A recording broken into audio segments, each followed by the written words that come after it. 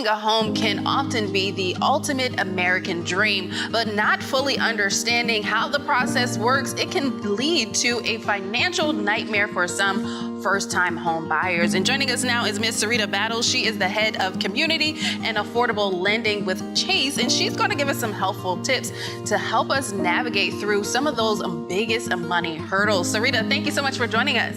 Thank you.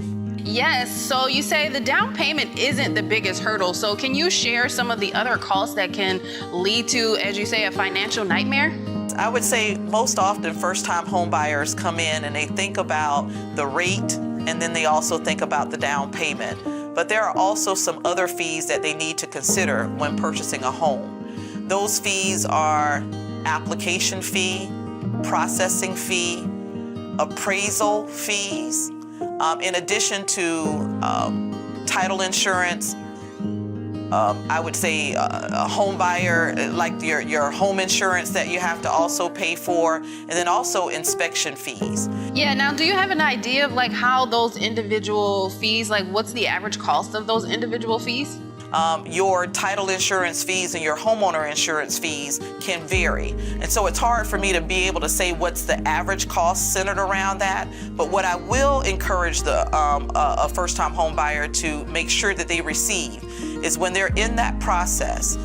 Typically when they go through that process and they fill out that application, there is a good faith estimate that is given to them that should share all of the fees associated with that home buying experience. And so make sure that you get your good faith estimate, and then that is the document that you can leverage to be able to shop around to make sure that you're getting the best, most cost-effective fees associated with purchasing your home. Well, let's move into like the purchasing process and the time of year. How does that impact? So when is a good time to start purchasing a home? Is there a specific season people should be looking forward to?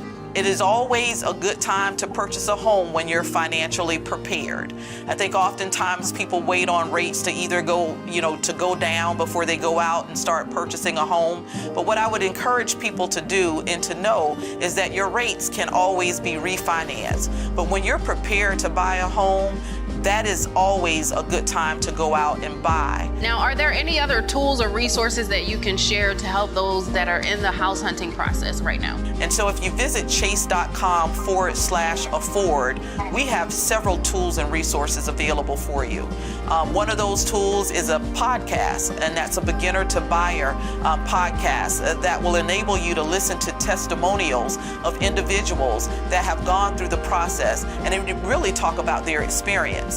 We also have an affordability calculator where you can actually go in and put the amount of down payment that you're going to put down so that you can determine what your monthly payments would be. All right, once again, share that website for us. That website is chase.com/afford. All right, Sarita, thank you so much for those helpful tips, and thank you for talking with us today. Thank you, Nishay. Thank you.